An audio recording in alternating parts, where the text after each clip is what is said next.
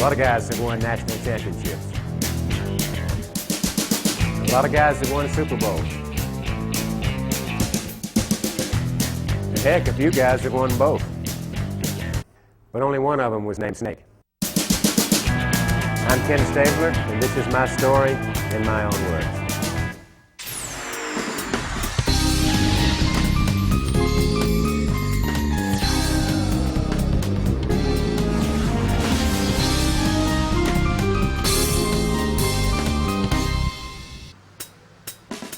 So nice to be with Kenny the Snake Stabler. And Snake, you're one of those guys who don't need the name. The nickname will do. Where'd the snake come from? Oh gosh, starts way back in grade school at Foley High School, Foley, Alabama, down in South Alabama, right outside of Mobile, right down on the Gulf of Mexico. Little high school team down there, Foley, Alabama, Foley Lions, and I was playing on the junior varsity team in the 8th grade, and our coach was a guy named Denzel Hollis, and Coach Hollis gave me the nickname Snake, and I was returning punts of all things, you know, in the 8th grade, and you know how you cut back, and you zig and zag, and you run like a snake, and Coach Hollis saw that and yelled, "He runs like a snake," and all my 8th grade buddies around me heard Coach Hollis say that, and so they started calling me Snake. Stuck like glue. It has stuck for a while. I mean, hell, I've been called worse, but it's been it stayed around. And you hear Snake, hey Snake, all the time. All the time, you know, up and down the streets of wherever I go, through airports and that sort of thing, because you play with great teams and play with great people, you know, you're going to have an opportunity to play for a long time and make great plays and memorable plays, and you entertain people for a long period of time because of playing with those great teams and for great people that you know, I go through airports and, you know, sometimes it'll be a snake called here, a roll tide called there because of Alabama, and it's fun. It's fun to have fun with it. Well, the Roll Tide, how about your memories of Alabama football? When did they begin? What are your first Really memories? early, you know, grade school. My dad was a big Alabama fan, and not in a situation where he could travel to a lot of games, but was always in a bird field or a dove field or a hunting trip during the fall of the year, and with a transistor radio at his ear and while hunting, and he would take me with him and kind of introduced me to Alabama football and the guys that played in the late 50s and the early 60s, and Pat Trammell and people like that, and Billy Richardson, and guys that played in the late 50s and the 60s, my first exposure to Alabama football. Well, you talked about being in Foley, Alabama, and when you came out of high school, you were not just a football player, but a pretty good baseball player, and I saw where the Yankees offered you $50,000 to sign with them. It's a lot of money today, or a real lot of money back then, I'd imagine. But you went to Alabama to play football where they really ran the football instead of threw the football and passed on the baseball. Why did you make the decisions you made back then? Because of Coach Bryant and because of, you know, wanting to play football, wanted to play football for him, wanted to play for the University of Alabama. I was going to stay in the state and play, and had that opportunity to go and play professional baseball. The Yankees gave me an opportunity to go play with the college education right behind that and go to AAA and try to work your way up to the big leagues.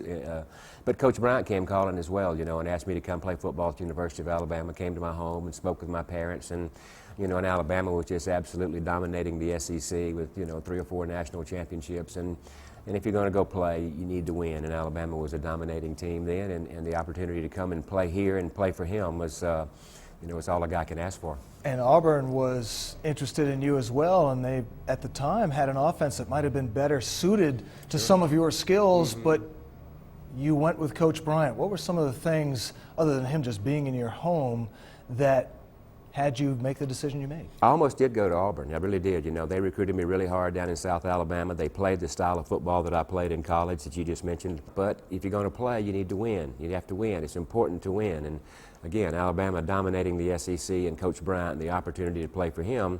And there you just go up there and you come up here and get in line. You know, there's Pat Trammell and there's Steve Sloan and Joe Namath and Bobby Jackson and Harry Gilmer, and it goes on and on and on. So you come up here with that anticipation of getting in line and your turn next for a championship type thing. So the opportunity to play for Coach Bryant and then the opportunity to win when you play too was awfully important. Of course, Bear Bryant is such a legendary figure for so many reasons, winning being only part of it. What are some of the things that had him either live up to that legend or really stood out to you that made him, well, the figure that he is? Well, just, you know, this is the way that he treated people. Everybody was the same, you know, and he really made you understand that we're playing for the right reason. You know, you're playing you know, for the name on the front of the shirt, not the name on the back of the shirt, and it's a team type thing, and that opportunity to win, to be a part of a tradition that's unrivaled, you know, with 12 national championships, and to have that opportunity to be a part of something like that, and to be coached by him, and the way that he treated everybody. I mean, he treated the president of the school and the groundskeeper of the stadium the same, all treated the same, and always had a word for you, and always had a smile for you, and just a great, wonderful guy to play for. I don't think you appreciate who he was and playing for him until you get away from it and you look back at it and you realize it more and more, you know, now. Coming up next, Snake recalls a run-in with the Bear. Coach Bryant grabbed me in the back of the neck and kicked me in the butt, kicked me in the pants, and made me realize what I was about to throw away. And talks about his days with the bad boy Oakland Raiders. Only team in the league to travel with a bail bondsman. In My Own Words with Ken Stabler continues in a moment.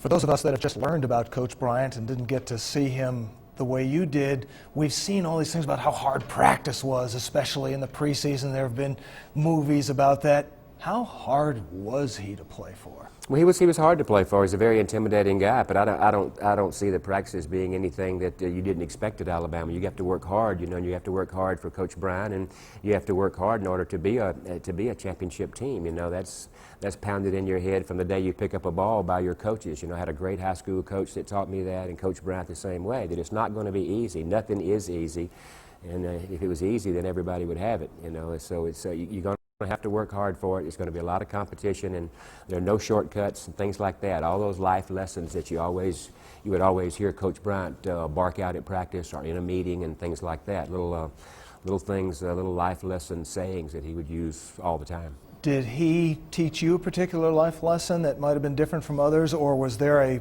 Bear Bryant wall that you ran into at some point and it was hard to go through? No, I think everybody runs into his wall at some point in time. I think some people run into it a little bit harder than others. You know, he did me. What he taught me was that nobody's any more important on the team. It's all the team concept. We're all playing for each other, and it's a team thing, and you have to conform to his rules. And if you don't conform to his rules, then you can't play for this team. And I went through that with Coach Bryant, was suspended by Coach Bryant, and taught me that valuable lesson, that you're not bigger. You know, coming out of my junior year, I was the Sugar Bowl MVP and thought I was a hot shot player and that sort of thing. And Coach Bryant grabbed me in the back of the neck and kicked me in the butt, kicked me in the pants, and made me realize what I was about to throw away, or what I was very capable of throwing away, and made me realize that. And as a result, you know, you have a great career at Alabama, and you win championships, and you win SEC titles and national championships, and you get to go to the next level of pro football. Without Coach Bryant's discipline, I'm not sure that I get that opportunity. Now, Snake, I was told to ask you about Coach Bryant and the couch. Well, he suspended me one time for non-conforming to his rules, as we just talked about, you know, and then I had to come back to summer school and become eligible to play by SEC standards. I did that. Then I had to do the hardest thing I've ever had to do in my life. I had to go in and sit in front of Coach Bryant and tell him that I had gone back to summer school, I had become eligible by SEC standards to play football, and I wanted to come back out for the team. And when you go in Coach Bryant's office, his desk is up on kind of a pedestal. It's kind of raised. And you sit in a couch right in front of his desk, and it's a real soft couch. And when you sit down, you sink about 2 feet into this couch, and you're looking at Coach Bryant like this, you know. And I've got to come back in and tell him, you know, that I was eligible to play and get his blessings to come back out. But like again, that's the hardest thing that I've ever had to do, is go in there and look up at this godlike figure and tell him that I wanted to come back out for the team. But you made it through it. We made it through it, and I came back out for the team, and he put me through a rough time coming back out. You know, at Alabama, the color jersey that you wear dictates the team that you're on. Red team is the first team, it's red team, and white jersey second team, blue jersey third team, maybe green jersey fourth team, orange jersey fifth team, brown jersey last team. And I came back after an all-SEC year, an MVP in the Sugar Bowl, and I had a brown jersey my senior year, and I had to work my way through all of those jerseys, and it was it was fun, and it was physical, and a great life lesson.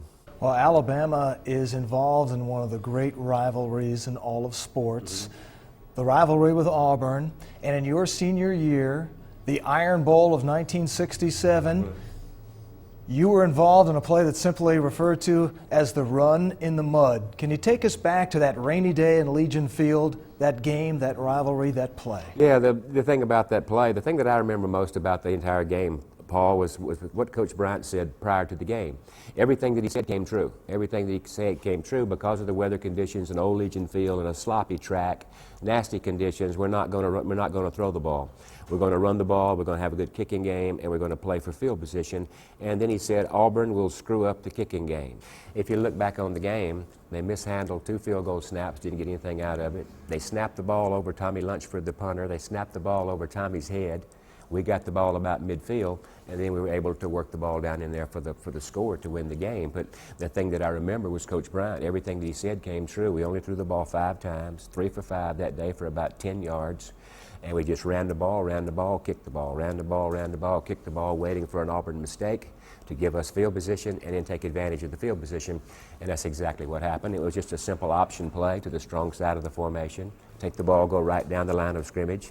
You give the fullback 1 step of motion with your heel, and you take the ball, go right down the line of scrimmage, and you pitch it or keep it, whatever the guy on the end of the line of scrimmage makes you do. If he jumps on you, you're going to pitch it.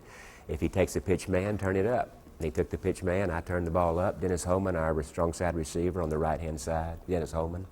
He came in, a great block on the safety. I mean, just turned the safety inside out. What was it like running in that? Slosh. You know, I was not a fast runner. You know, just, you know, run down the sidelines and use the sideline as your friend and run to the corner of the flag before the safety can get to you. And it was just a, you know, I don't know what the down in distance was. It's 47 yards, I think, or 43-yard option play for a touchdown. And with about, I guess, 5 or 6 minutes left in the game, and then our defense, as you mentioned earlier, you know, the defense at Alabama has just been terrific. That junior year defense, they gave up 37 points the whole year. You know, so all I got to do is score once to win. Well, what's it like to not just participate in a rivalry like that, but to have one of the great moments in the history of the rivalry associated with it? Just being a part of it is the main thing, you know, just the fact that you're part of the Alabama family and you understand that 365-day rivalry is alive and well, and you deal with it on a daily basis, you know. As you go and see the pharmacists, they're Auburn guys. The doctors and the lawyers are Alabama guys. The engineers, you know, the veterinarians, you know, you go take your dog and you got to listen to it, you know. So you feel it every day at some point in time, that rivalry, and it's wonderful, you know. People bring their children home from the hospital in red and white or orange and blue. It's put on them when they come out of the womb, you know what I'm saying? And it's just alive and well and fun to be a part of it, to answer your question, to have a memorable play.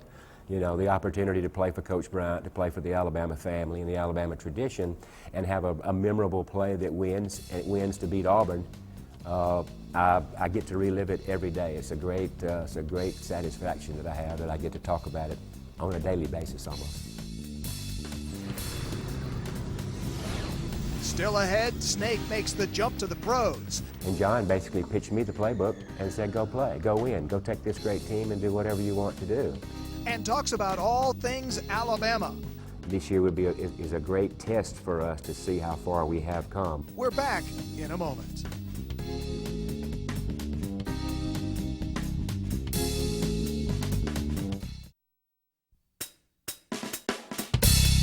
Of course, just about everyone here in Tuscaloosa and around the South associate you with Alabama, but I think a lot of people across the country may have more of an association of you with your NFL days, especially with the Raiders. How was it going from playing for Bear Bryant to John Madden with the Raiders and the pros? A great transition. I mean, if you look back on my career, and I'll tell everyone, you know, that ask, there's been a couple of common threads that have run through my career. I've always played for somebody that I really admired and respected. I've had great coaches, and I've always been surrounded with good football teams. I didn't have to pay my dues, get knocked around and losing.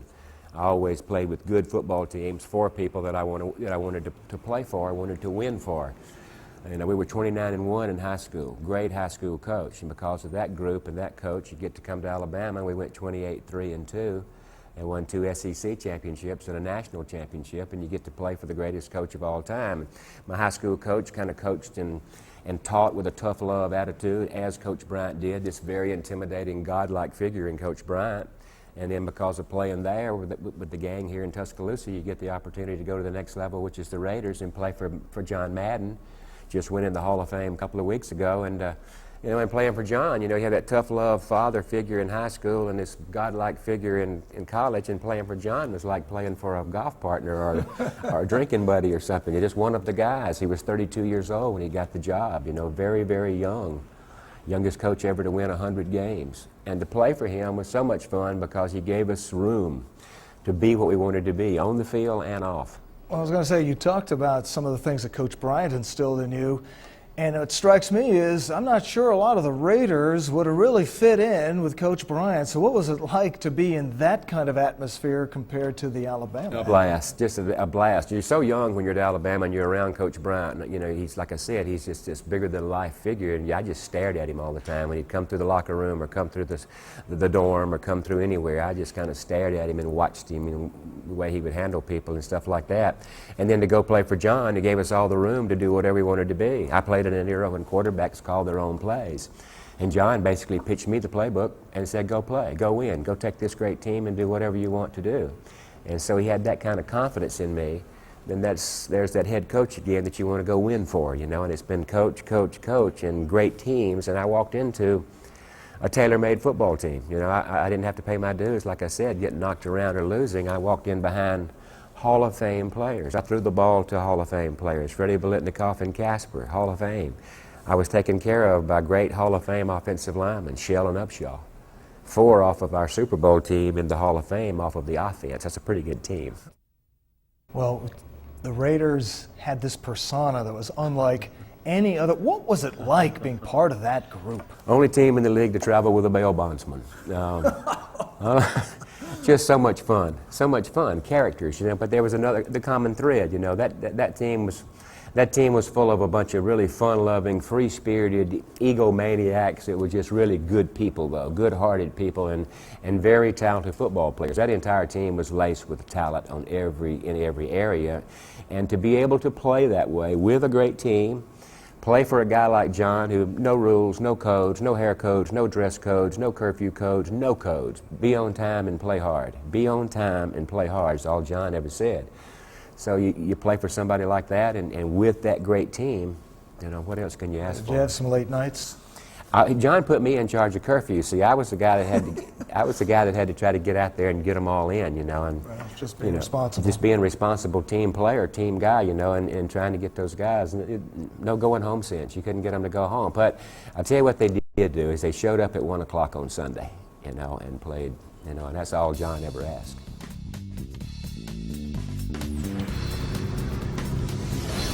Up next, Snake, the author. And it's just a great way to expose Alabama football to that age child. And more, as In My Own Words continues.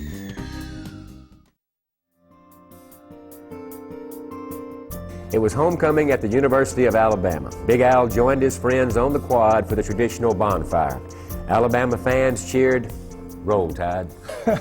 Roll Tide, a children's book by Kenny Stabler. What is the world coming to? Well, I was contacted by Mascot Books about doing the Roll Tide book, a children's book. Well, you know, the demographics kind of aimed at, 4 to 7, 8-year-old kids. And I have twin grandsons. I have Justin and Jack Moyes. They're my grandsons there in Scottsdale, Arizona. And the idea of exposing them to Alabama football, to the quad, and to the Denny Chimes, and to Bryant-Denny Stadium, and Bryant Drive, and University Boulevard, and all the things that you hear when you come to the University of Alabama, and put that in And they're on the cover. in a children's book. It has a likeness, the graphics on the front are my 2 grandsons, and it's just a great way to expose Alabama football to that age child. Can never start too early, can No, you can't. Sooner the better. Sooner the better. Put red on them as quick as you can. Now, you've talked about winning at Alabama. Currently, the Crimson Tide is going through the longest drought without a national championship since the Bears started winning them. When do you think this team may get another? Oh, it would be awfully hard to go out and say we'll do it in 3 years, we'll do it in 2 years, we'll do it this year. At least compete at that level. Well, I think we're already starting to compete at that level. You know, we bounced up as high as, 5 or 6 last year at some point in time, you know. We have to get over the hurdle of being able to win on the road against big SEC teams, ranked SEC teams, like we have to do this year. This year is a great test for us to see how far we have come, because we have, like I said, when you have to go on the road with young, inexperienced players. It really lets you know where you are with everything. But I can tell by the, talking with the coaches and the feeling among the Alabama family and the alumni and the fans that everybody really likes the direction it's going. Everybody loves Mike Shula and staff. Everybody loves the school and the stadium and what Alabama football stands for. And again, it's only a matter of time. How much time, who knows? But at this current pace, I think it's going to happen. Well, you talk about the Alabama family, and family is part of Alabama. You have one daughter currently in school and another on the way. I do. I have a sophomore daughter here. She's in the School of Communications and doing really well, loves Alabama. Her younger sister is a senior, Marissa. Alexa is here at Alabama. Marissa is a senior at Gulf Shores High School down in South Alabama. And my oldest daughter has my two grandsons, Justin and Jack. They're in Scottsdale, Arizona, and we'll see them here some this fall at some games. So it's really been all about family. Not only coming back to the Alabama family of playing here and establishing yourself as a part of the Alabama family, but then you go away and play 15 years of pro football and then come back, and I'm entering the 7th year to do Alabama radio, and it's almost like coming full circle, coming back to school, coming back to Alabama, coming back to Tuscaloosa, and then having your children in school here with you while you're doing that. It's just, I don't know, something feels really good about it. Well, Snake, can't thank you enough. It's been great reminiscing with you. Thank you. It has been fun. Thanks for coming to Tuscaloosa, and got a little welcome for you here at 12 Steakhouse, guys. Oh, yeah. Take a look at that. And holy cow. Welcome to T-Town. They're not yelling steak. They're still yelling snake. Snake. Thank you very much. You bet. This is going to be great. Thanks. Thank you, Paul.